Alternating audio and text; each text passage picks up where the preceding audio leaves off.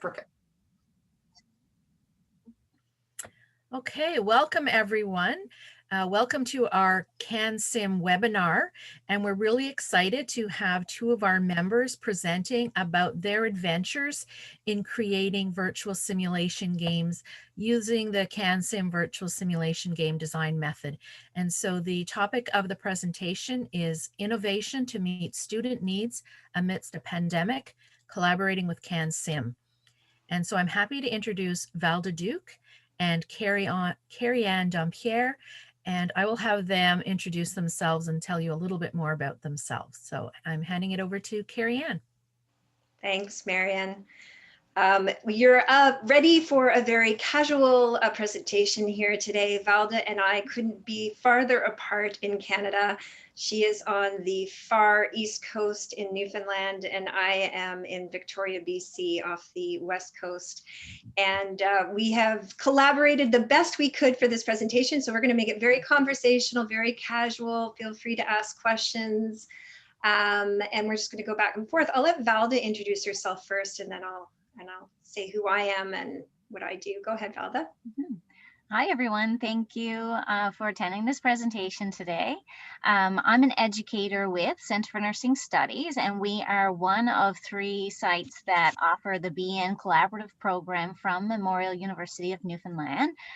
So I teach in the BN program, and I also am an educator with the Practical Nursing Program at the Center for Nursing Studies, as well as with the Nurse Practitioner Master's Program at Memorial University. And so I think, I've been with them now since 2007. So been in education for a few years. And I'm also a nurse practitioner and do 1 day a week as a nurse practitioner in primary healthcare. Wow, see, I just learned something new about Valda. That's a really diverse role from one end to the other. So my name is Carrie-Anne Dampierre. I am in Victoria, BC. I'm a faculty with the BSN program at Camosun College. It's a joint degree program with the University of Victoria.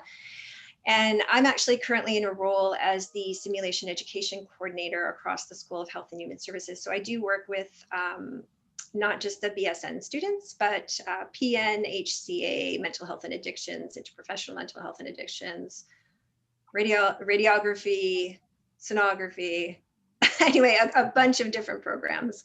But for this project, I was working with BSN students. So thank you for coming to our presentation today. Oh, just trying to move this slide along here. There we go.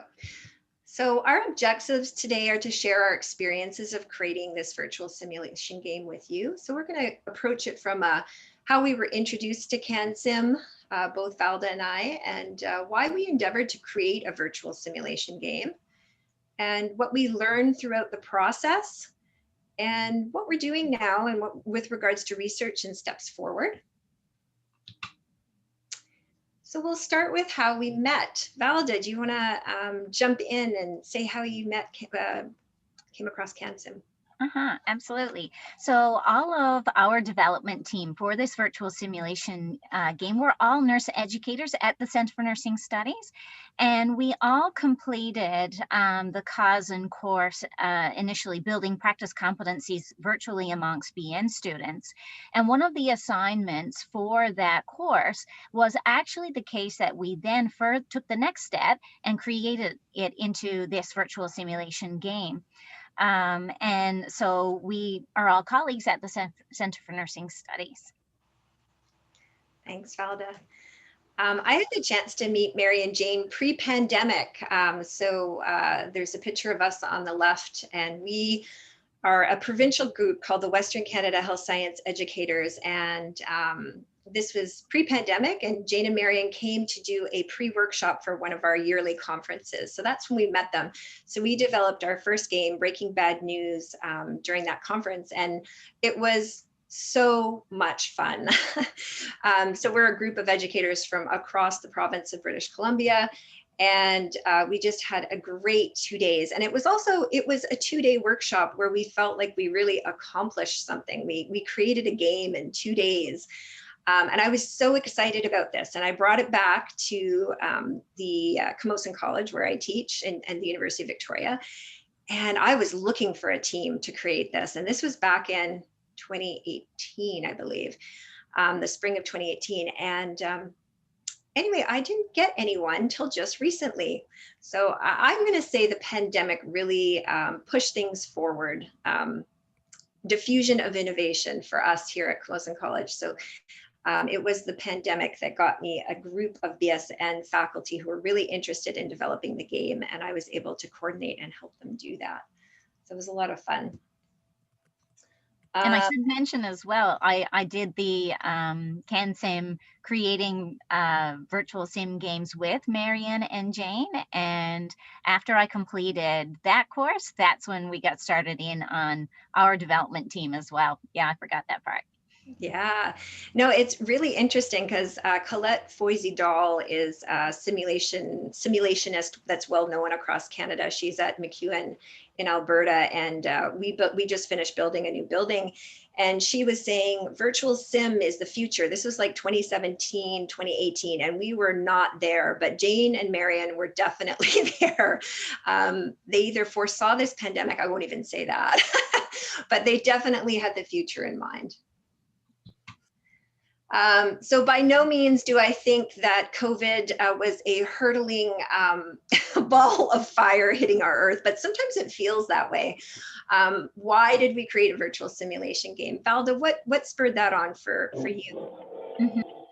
So at the Center for Nursing Studies, we initially thought, after we did that initial assignment for the building competencies course, we just thought that it would be a great opportunity to build upon that and have a pediatric simulation as a supplement, because at the time we weren't in the place where we needed replacement like where we are now for clinical time, but we thought it was a great supplement because it's always a struggle to secure clinical placements in specialty areas. We have one tertiary center specifically dedicated to the pediatric population here in Newfoundland, and then we have a vast geographic spread across Newfoundland and Labrador.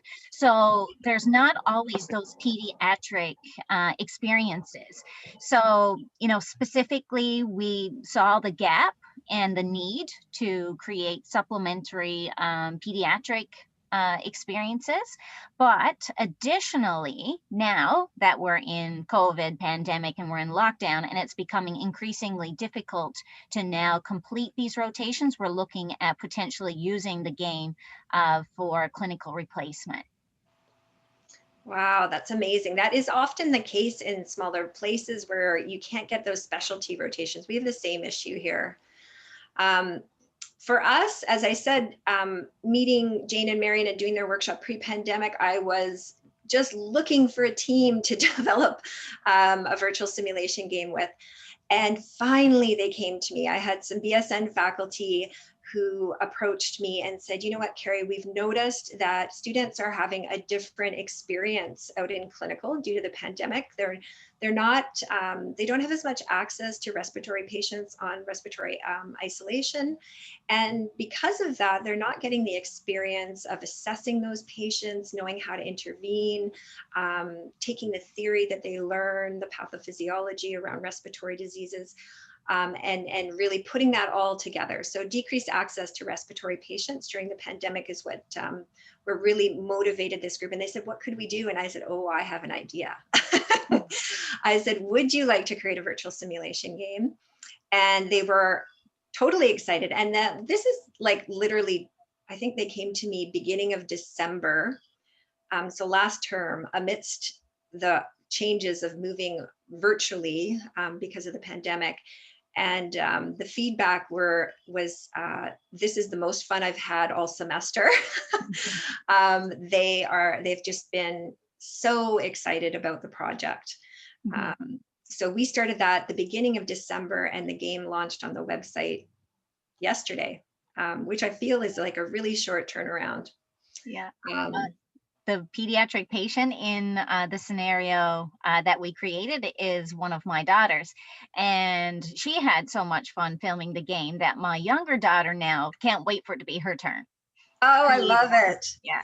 That's what I thought was so great about your game, Valja, was that you had a child in it. And I wondered about whether how old or whose child it was. Yeah. So she was pretty excited to play a part in it, eh? Oh, absolutely. Yeah. So we already have one plan for the other daughter. Oh, I love it. Yeah, that's the other really magical thing. This is, you know, I know Ryerson has grants to create games like this, but what's so great about this process, what CanSim's created, is the volunteers that come together. We had a great volunteer as well for our game, and she had a blast and was just so excited when she got to see the game and show it to her friends. So anyway, yeah, I think everybody has so much fun just creating the games. It's such an experience in and of itself. So we're going to talk a little bit about what we learned throughout the process. And it is a process. It all starts with learning outcomes, goes through script writing, filming, assembling the game. Articulate is the software used to put the game together. So Valda, do you want to talk a little bit about your experience? We've got some great pictures here, and I'll let you speak to those pictures. Yeah, oh, absolutely. I think I just, turned off my video. Sorry about that. Yeah, so as a team, we actually, we started, because it was COVID, a lot of us were working remotely from home. So we started the process virtually online. And so that's where we started with, was writing those learning outcomes. So we would meet virtually online a couple of times and refine those learning objectives that we had with our existing assignment for the case. And from there, then we started writing the filming script. And we were back and forth with the learning script and then using the template also for the decision points for the game. So we had two templates on the go at the same time. And as a team, we really felt it was a natural process to play out the scenario and around the learning outcomes, envisioning what we wanted the students to get out of this virtual simulation game. So we had, the template for writing the learning outcomes and the rubric to go along with that, the filming script and the rationales all on the go at the same time. And we would go back and forth with those and edit those as the case unfolded and how we saw it, envision it as a game. And so then once we had that process done, we wanted to do a dry run. And in particular, because it was COVID, we tried to get into the lab and film all the scenes that didn't require the pediatric patient, my daughter, to be on site. So everything that we could film that didn't require her to be in a scene, we went on and got used to the equipment, downloaded the Articulate software, downloaded the GoPro to our iPad, bought the GoPro, bought all the equipment to go along with it, and started filming. And then we were able to tweak the filming script a little bit, and we were all ready for my daughter to come on site, so that we knew when we brought her on site, it would be a quick filming day, filming the essential scenes, and then we would be done. And so that process went very quickly. In one day, we filmed all of the scenes that didn't require my daughter. And then in a couple of hours, I think it was one morning, we went in and filmed the remaining scenes. And then we had all of our filming done. Wow, that's a great process that you, if I had thought of that, we didn't do it like that. I love the idea that you also sort of role played to figure out how the script would work. We didn't do that either. Things you learn. So that's a great idea, especially when working with a child, to be able to just bring them on for the essential things. I love that. Yeah, and so we even, use masking tape to put markers on the floor, so I played the role of the child in the dry run, and we Oh, were able to make sure the acoustics was appropriate, the lighting was appropriate, the scene looked okay in the preview, put masking tape on wherever the person was supposed to stand, where the equipment was supposed to be in the room, so that when we brought my daughter on, it all went completely smoothly. beautiful, Yeah. beautiful. Well, we were a lot less organized, or maybe just working on a tight time schedule. But we did shoot everything in one day. I guess the bonus was that I guess in my role, what I was able to do because I had created a couple games prior and the faculty I was working with hadn't been through the process, I was able to help with a lot of the coordination. So I troubleshooted the technology and the new GoPro and downloading the software and set up the environment that we would be working in. We were really lucky because we have a brand new building with all new simulation suites and new equipment. So it looks quite nice. So we're very lucky to have that space to work in. And then we just had a really game volunteer as a patient. Of course, we fed her a good meal halfway through the day. She was bubbled. So this is the other thing with the pandemic, which I'm sure you're aware of too, Valda. Um, in terms of who to choose or who can be involved, you have to be in the same bubble. So our patient was one of the nurses' mother-in-laws who was in her bubble. Um, so yeah, it was a couple extra things to think about with the pandemic, but Jane and Marion's templates have created minimal effort in the process. So I was with Jane, and Jane made herself available to actually jump in on some of our working meetings to really help guide us, which I am very, very grateful for. But you know, it I was able to sort of lead the faculty through the process, but the templates make it seamless in terms of the process. I think one of the things that surprised me, and I remember Jane saying this, the learning outcomes, I don't know about you, Valda, seems so simple. I think I planned a meeting with the faculty and I'm like, okay, we're going to pop out the learning outcomes and we're going to finish the decision points in this one sitting. And it was like, oh no, the learning outcomes guide the entire process.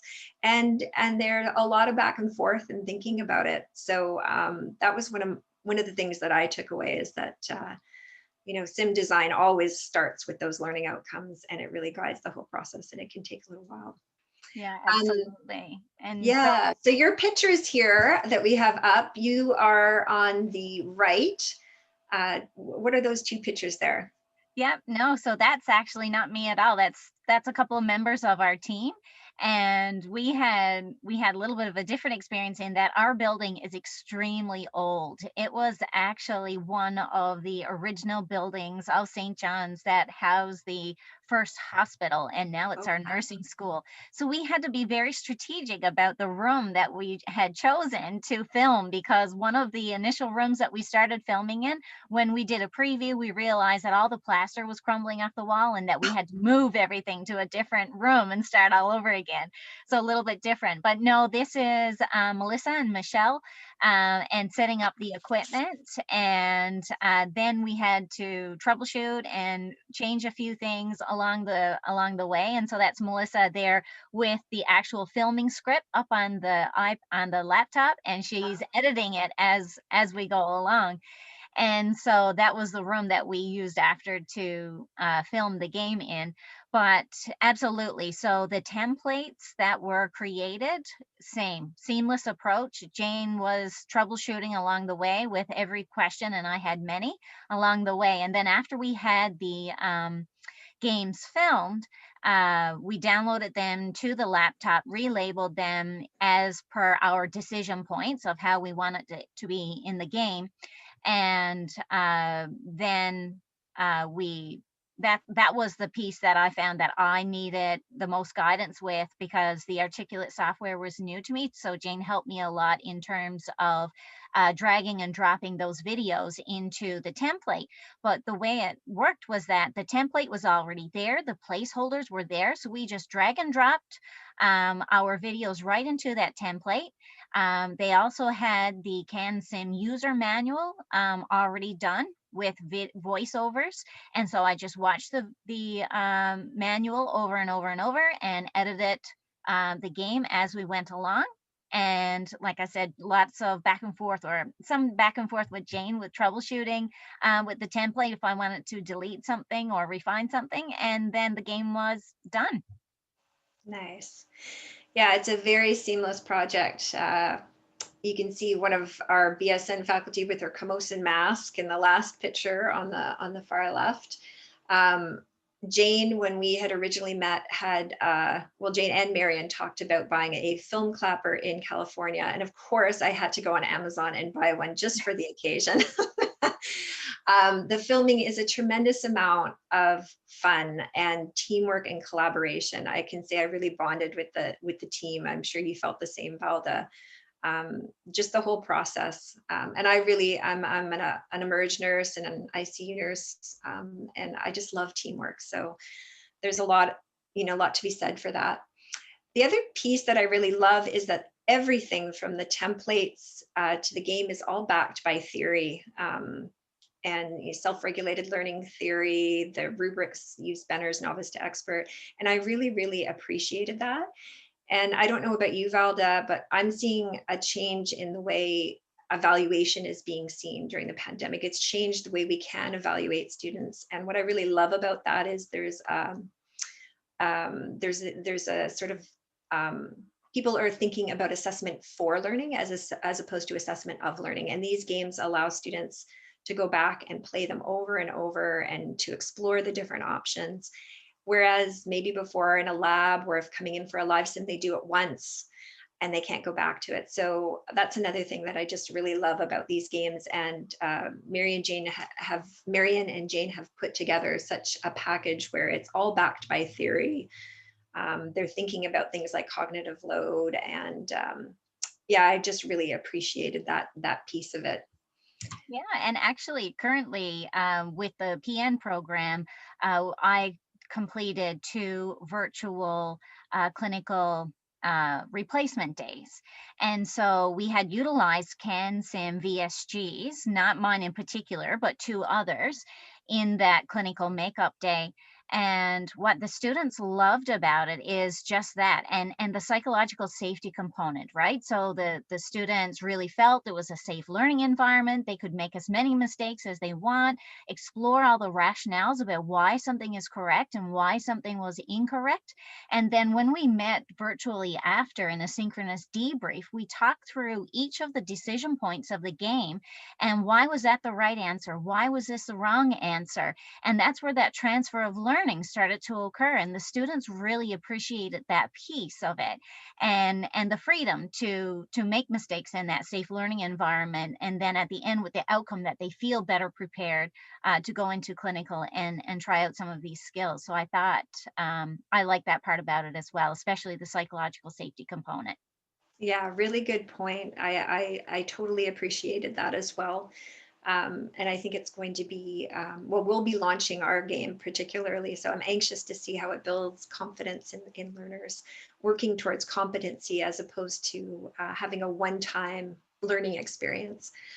This slide, we've got a couple little things that we thought were tips and tricks, lessons learned. You're working with technology. I think we've all gotten used to this during the pandemic is anticipate glitches. They're going to happen. I don't know about you, Valda, but I didn't label our scenes correctly. I had the interims mixed up. Take time to make sure your scenes are labeled correctly, because it'll make putting your game together much, much easier. The learning outcomes I already talked about can take the longest part, but they guide the entire project. So it's worth putting in the time. Did you find that as well, Valda? Did you go through that? Yeah, we actually, the learning outcomes for us wasn't as challenging as the breakdown of the individual indicators. So the Mm, bullets, the sub bullets of the learning yeah. outcomes that broke down the learning outcomes that defined what would it look like from a novice perspective, an intermediate, and a expert perspective for each learning outcome. That was the part that took us the longest, I think. Yes, the same. I agree. Yeah. Um, And Go ahead. Sorry. yeah, no, I was just going to talk about a couple of the pictures there. So, number one, anticipate glitch for me was to remember everything. I was so excited to start my filming day that on the 2 days I packed up all my bags and I, went to the to work to film the game and forgot the iPad and had to turn around and go all the way back home. So that would be my number one recommendation. Make yourself a equipment list and stick it on your door so that you don't leave home without it, because you're thinking about so much on filming day, right? And I thought it was hilarious that I had posted a video of our person who was wearing the head strap GoPro with the stripes, and funny enough, Carrie Ann had the exact same picture.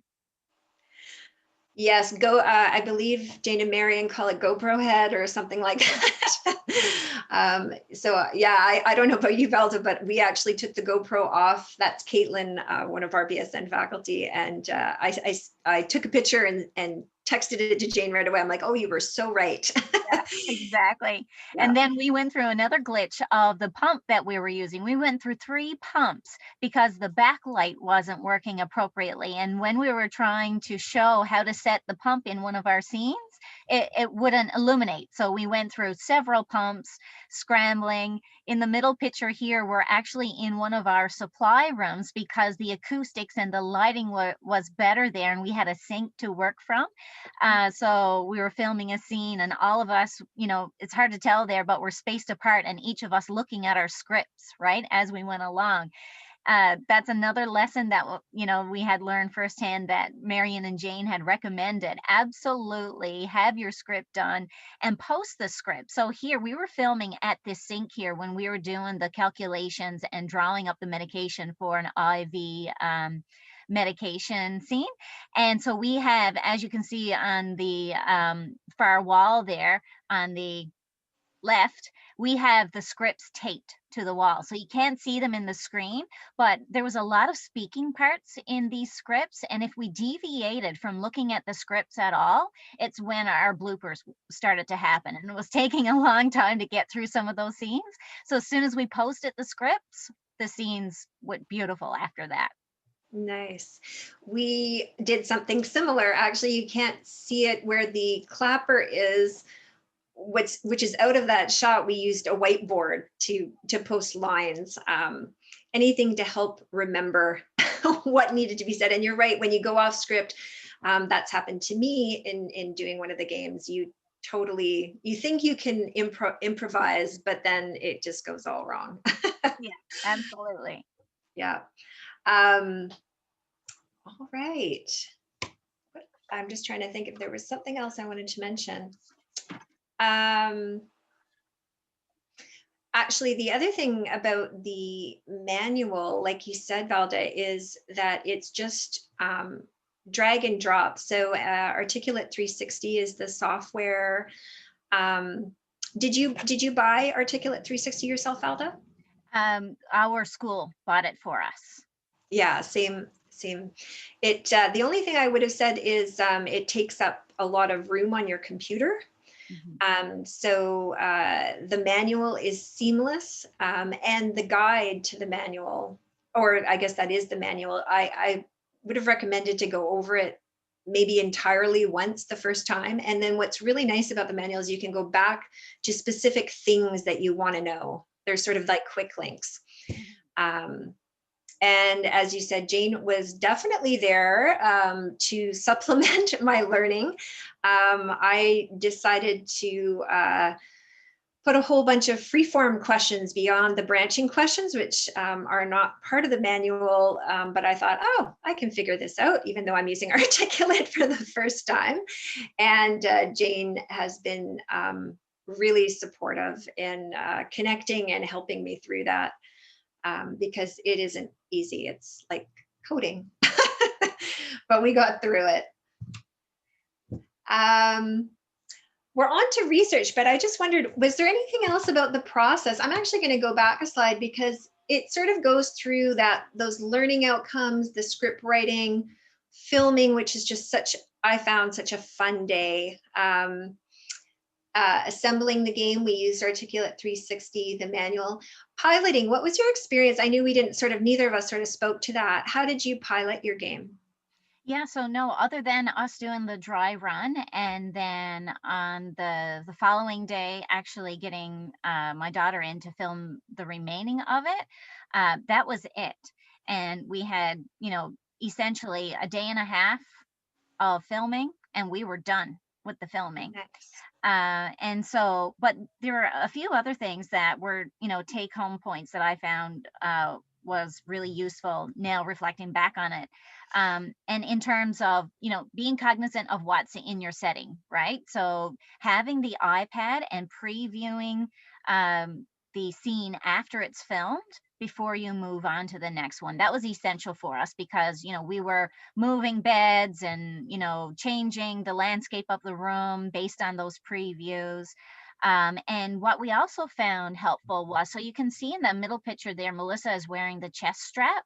And so when we were filming the scenes using the chest strap, and in particular, if there were medications that needed to be drawn up, she would wear the chest strap. She found it useful to set the GoPro so that she could see where the GoPro was lined up with the meds in front of her. So she was viewing it. And then our tech person with the iPad was also viewing it on the iPad and looking at how things were lined up. And so having two views at the same time was really helpful in getting that scene just perfect and lining it up just perfect. So that was another thing. And however, when she was filming a couple scenes that I had a role in, and it was very painful to watch myself afterwards playing some of these roles. But anyways, if she was wearing the chest strap, I had to remind myself not to look at her face as she was speaking, because if I did that in the preview, it looked like I was either rolling my eyes or looking up at the ceiling because the video lens is on her chest, right? So that's one recommendation, is always look into the camera, whether it's on the chest or on the head. Oh, that's really great. We actually didn't end up having the chest strap. You can see Caitlin wore the head strap the whole time.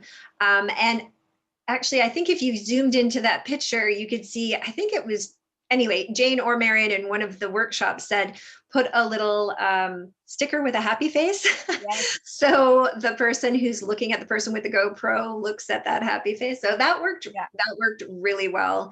And you're right. It's a lot of finagling, being able to see what your environment looks like, but the preview on the iPad is amazing. And what was great for this team was I was able to set up the equipment and show them how it worked because they hadn't been through it before. And then I kind of let them run with it. And I was able to sort of stay in the background for any glitches that came up or moving of things. So I was able to let the faculty sort of take it over at some point after I had sort of set up everything, which was kind of nice. Well, that's amazing that they had the opportunity for you to do that, because we were all learning it brand new for the first time. So we literally went to Best Buy, bought the GoPro, downloaded the Articulate, and downloaded the GoPro app to the iPad and started filming all in the same day. Yeah, no, it is like I am lucky to be in the position that I am right now, just supporting simulation. And so if you have a role like that in your school, tell them they need to. So I spent the time figuring out the GoPro so that I had everything ready for them. And then I could just show them how it worked. Not that I didn't run into issues, I did, but I felt like I was trying to mentor them, at least because I had been through it a couple times before. I had created 2 games before that. Yeah, it was just a lot of fun. And then piloting, interesting, we've had both non-nurse people look at our game, my husband being one, who's very critical, by the way, and of course our colleagues and sort of the team, so that we could make little adjustments and go back and forth about things afterwards. So we'll move on. That's a little bit about the process. we're disseminating our game to 160 second year BSN students, and 20 different faculty are going to have to debrief this game with students. So we actually used CanSim's virtual synchronous debriefing faculty development tool to onboard those faculty to get ready. How are you, Valdez, how are you disseminating your game? Where are you using it? Yeah, so that is next step. So we are running this game the end of March, March 30th and 31st at our site. And Jane is hoping to run it at her site at U Ottawa, and Marion is hoping to run it at her site at Queen's as well, over the next several months. But ours is the first to go, the 30th, 31st. And same thing, it's with about 120 of our BN second year students. And we've also just received ethics approval today, this morning, actually. Yay! To do a research project on this. And the research project is evaluation of a virtual sim game as supplemental pediatric clinical experience in nursing education. And it's a mixed methods study, and it will be multi-site as well. And so we're really excited about that and to roll it out the end of March. So that's our next steps. Very nice. We're kind of similar in that way. I love that you've already reached multi-site research. That's amazing. We're hoping to assess the game as well. What's the effects of a COPD exacerbation virtual simulation game on self-confidence and learning? And we're also using mixed methods. And we got ethics approval for our site. And we're going to use sort of a pre-validated tool, the SET-M, which an Axel and QSIM put together, simulation effectiveness tool. We've sort of modified it slightly. And then we'll also use, are you? Oh, wow. Okay, so see, Valda and I, even though we're doing this presentation together, we still are learning a lot about each other. So yeah, we're using that and reflections. So mixed methods, qualitative and quantitative. And, you know, another thing I just want to mention that I think is so amazing about CanSim is collaborative, and this is something else that's come up during the pandemic, is the sharing and collaboration. So Valda, I think we will probably use your game at some point in our program. We had at the beginning of the pandemic, a reason that I wanted to collaborate with CanSim was that we have used some of the games on the website to supplement learning, and I thought we need to give back and contribute to this community. And I think that's just I'm a big proponent of open educational resources and Creative Commons licensing. And that's one of the things I really love about this. So yeah, we'll be researching it too. And I know there's a research group here at CanSim as well. So yeah. And so, you know, we've used a lot of the CanSim VSGs, and so we're really proud to be to have our own there now. And thank you so much for using our game. And so we are hoping that in the morning, that as the faculty and members of the team will get on synchronously with the students into online rooms in Brightspace, and we will do a pre-briefing and explore all components, including psych safety, in the pre-brief. And then we will post the game and required readings to complete the game, and self-assessment rubric, and then let them complete the game, and then we meet them online for that virtual debriefing afterwards. And then we have plans for other games, not for the March 30th, 31st running of it, but with other games, we also use supplemental tools as well. So if we're using this as a clinical replacement time, we might ask the students to complete a documentation note, a handover report on the experience. We may ask them to do a reflection exercise, develop a care plan, talk about the nursing process. So there are, even though the game itself itself may take, 20 to 30 minutes, depending on if they take the time to do it more than once, and then the debriefing afterwards. However, there are supplemental exercises that can be added on to this to build upon these resources. And again, to assist with that transfer of learning as well. Yeah, isn't that amazing, right? So it's one game, but there also is so much more that you can add on to this, and we're pretty much doing the same thing. This will the game will replace. It's being launched in the clinical realm, or a clinical course, I should say, and it'll replace a clinical day, because we did not want the students debriefing after an entire clinical day. And like you said, we're doing it the same format: synchronous pre-brief and synchronous debrief. So the virtual synchronous debriefing faculty development virtual simulation game, boy, that's a lot of virtual, was a great pre-ready tool that we could use to help disseminate information to faculty on tips and tricks around virtual synchronous debriefing. So that worked really well.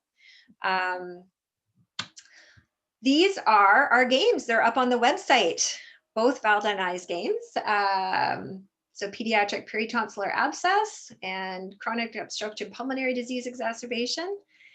And yeah, it's been a wonderful experience. And, just to highlight for those that haven't had the opportunity to play one of the CanSim games, this is an unfolding scenario. The learning objectives are there.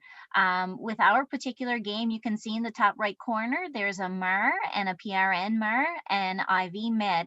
So as the students read the case scenario, the game begins with asking the students questions: what would you do next, or what's the priority action, or what would be the medication calculation for this? And they can click on these tabs in the top right corner to assist them in completing the decision points. And then at the end of the game, they can preview all of their answers that they had chosen for the game, and there is a certificate of completion for the game. And we then get the students to send us their certificate of completion. We add it to their clinical file as evidence that they participated in this virtual simulation day. Yeah, that's a nice piece. And the self-assessment rubric is another aspect. And I know your game has that, every game has that. So there's that entire curriculum built into the game. So the self-assessment rubric, the reflection questions, the way you can debrief it. And the self-assessment rubric is also just a really great piece. What I loved about that was that students can identify themselves what they need to work on moving forward. And I think it just gives them that agency, right? So yeah, it's a really fulsome package, and it was so much fun to put together. I know our faculty, the faculty that were part of this project, are just so excited, and they're getting other faculty excited, and I'm going to be really busy over the next little while. I already have people emailing me. So watch out, Jane and Marion. I might be calling you and telling you that there's more to come. Absolutely. We're already planning the next one. I think we're all hooked now. Yeah. And not only that, but, with the COVID pandemic and the increasing need for alternatives to in-person labs, clinical, classroom teaching. This is not just, supplementation or clinical replacement, but it can be used even in non-COVID times. So I think that how we routinely did things prior to COVID has forever changed. And I think everyone is seeing the value now of these virtual simulation games and how they can be integrated into all components of the curriculum. So I'm excited to make more. And thanks again to CanSim for all of your support. And yeah. Yeah, it's amazing what you can create with minimal resources, like not a lot of cost. Not a tremendous amount of time. I mean, it took time, but start to finish, and you have this resource. And I sort of think, because I've gotten to create a lot of different learning activities, virtual learning activities, like we're curating this museum of learning for students that they can go back to at any point and revisit. And that's really great, because before, it, like I said, it might have been a one-time in-person sim or lab, and now they have this to go back to. So thank you so much, CanSim. Any questions?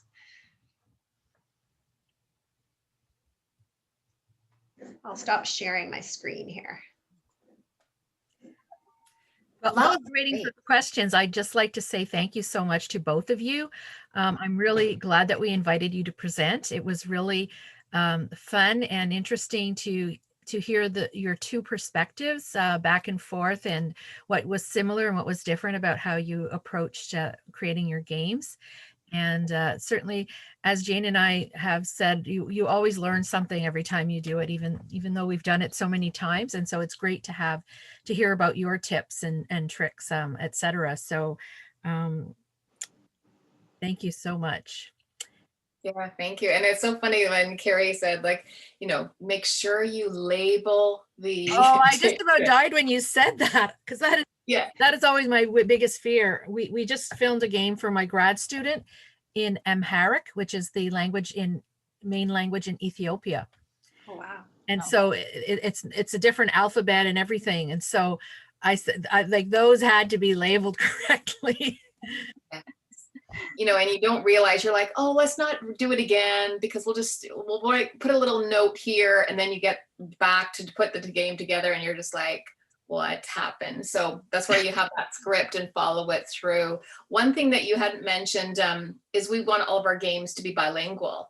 So once you go through and you do your filming and put it together, just hiring a student to go through the game and just change the script so that it's right there, because you can use it for closed captioning, you can use it for translation to another language, all of those things. We try to make sure that all of our resources are accessibility in alignment with accessibility requirements. So that's a really neat thing. But yeah, a lot of the things that you said, I know I say it in the workshop, or Marion and I say it in the workshop, and I'm like, you guys really need to listen to this one, because we've done it. And it has a huge impact. So thank you. I'm glad that the process was easy. You both use Articulate 360. You don't need 360. 360 has Articulate Storyline 3 in it, but 360 gives you other products on top of it. So just don't be concerned if you have Articulate Storyline 3. It's the same piece. Yeah. And actually, I think I asked both you and Marion several times. I was so confused by, okay, there's storyline 2, 3, 360. Does 360 have such storyline 2 and 3? I couldn't figure it out. I knew I did buy 360, but I had wanted to check out Rise. But the beauty of it is that the manual and your template work with all versions, which I had meant to mention as well, which is really nice. Because yeah, if you want 360 and have the money to get it and you want to try it for other reasons, the down part of Articulate 360 is it's a yearly cost. Versus Storyline 3, isn't it a one-time, lifetime? Yeah. So, and I think you guys are also working on a template for H5P, is that correct? So we have one for Twine. Twine is similar to H5P, and then this summer I have a student, so I'm going to have them do a template for H5P.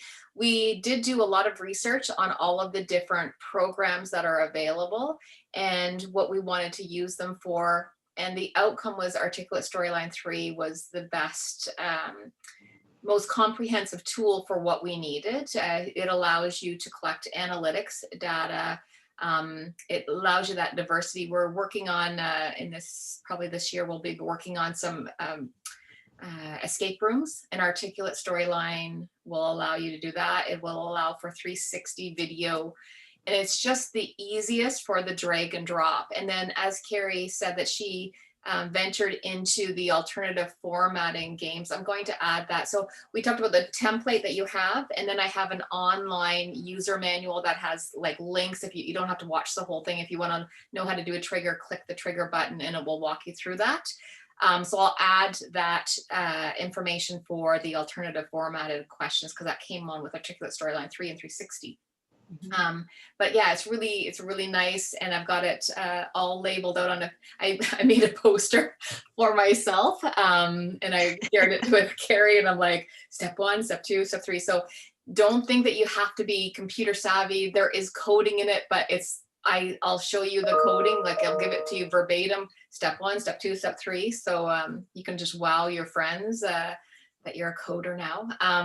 But it's really easy. And I think, both Velda and Carrie, when you didn't use the alternative format, when you used the simple multiple choice, that was so simple. Like it took, just a couple of minutes to do that. So that makes it a lot easier. So I was really impressed for your first one. Like, look at our first one, and I look at your first one, and I'm like, this is awesome.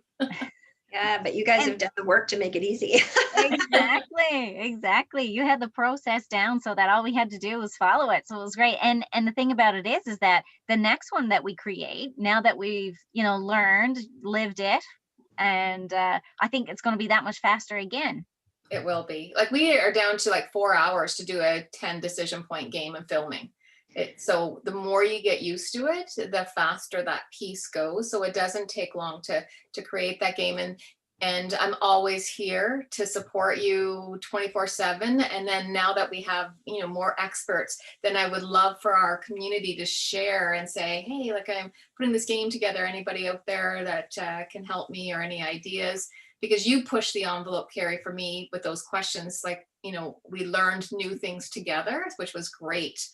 One other piece that we should emphasize is that after you, Velda, you put the game together and then you send it out to people and they notice things that you want to change. Same with Carrie. So that's really an iterative process. It's not just a one-time thing.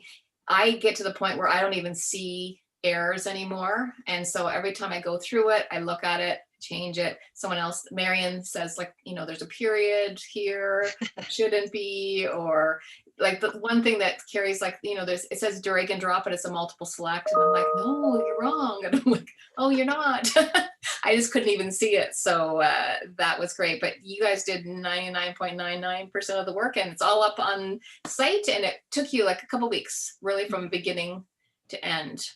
Yeah, you know what, as a coordinator, like a sim coordinator right now, this role, I have some programs that have bought prepackaged things. And I have them evaluating those prepackaged, like whether it be vSim or SimTix or whatever they are, right? Shadow Health, whatever.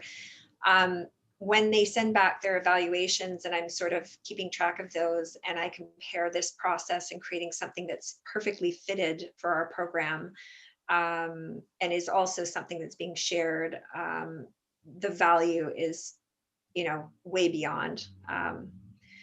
It doesn't even compare. Like, I've had faculty who've used prepackaged things that said they've used 25% of it because it didn't fit, or there were issues. There are just so many advantages to this. And I love that idea of building community and collaboration. I'm all about that. I love that idea. Absolutely. And, once the upfront cost is done, then you have free reign to create as many games as you want that's specifically tailored to what the gaps in your curriculum are, right? Yeah. Absolutely. So I think that's all really important, that collaboration piece is really what drives us and what's allowing us to grow as an organization. People around the world want to join and share, and it puts that cost utility piece of these games even more valuable because so many people are using it. So we do collect analytics on the games, on how many times it's used, and so that's really an important piece, especially I'm so happy that both of you are doing research on your games, because first and foremost, we're educators, but we're also researchers. So putting all this work into an educational tool that's innovative and really kind of skyrocketing in popularity. So putting that research out there to help us to guide, how do we do this? And we know that the game in and of itself isn't enough. You need that pre-simulation preparation. You need the reflective questions, which both of you have available on the website. So you can use that for asynchronous debriefing or to help guide the debriefing. So those are really, really essential pieces. So that's great. Just want to address, there's a question in the chat from Sonia about the cost from start to finish. And so really the main costs are the GoPro camera, which you may or may not already have. And I think the cost is around $500 Canadian. Is that? It depends on what version that you buy or whether or not you get it secondhand or, yeah, but around that. But check with your department. They may have one for other purposes. And then the storyline software, because of going online with so much, your university or college may have a license that you can either borrow or download. So at Queen's, we were able to download our own copy of the license. Jane is able to get discounts for the Storyline 3. So I can get it to you. If you don't want the 360, you can talk to Jane about how to do that. And then the rest of the cost is really your time and who you use as actors. And so for most of our games, we use family and friends. Sometimes we pay standardized patients, but again, it depends on the role. And if we have a grant, then we will pay our actors for participating. If we don't have a grant, we buy them pizza or something like that. So yeah, that was my other question. If these actors are paid or they're faculty, do you use students? And we use them all. We use our children, we use our spouses. So that was I was the mother in the scenario, and my daughter was a pediatric patient. So I took her to McDonald's. yeah. Our patient, yeah, you know what? Our patient, we put together some swag from the college. She was just so excited to be part of it. And she was amazing. And then all the faculty jumped into roles. And you might want to check out too. I was surprised to find out, like, I think every post-secondary is going through this right now. And when I contacted our IT department, they had like a little fund for equipment. So that's how I got the GoPro. So we didn't have to pay for it. That's a good point. Well, I mean, our school purchased the GoPro, and now that everything is remote, the faculty are utilizing it to do remote labs or using the GoPro for their farm labs. You know, so it's constantly being used. So it's an investment for the school. Absolutely. Yeah. And you guys have used students too, I know. And now I have a student group that's really keen to, it's interesting, students are stepping up now saying we have a student group, student society, and they want to support their peers, and now they want to do some filming.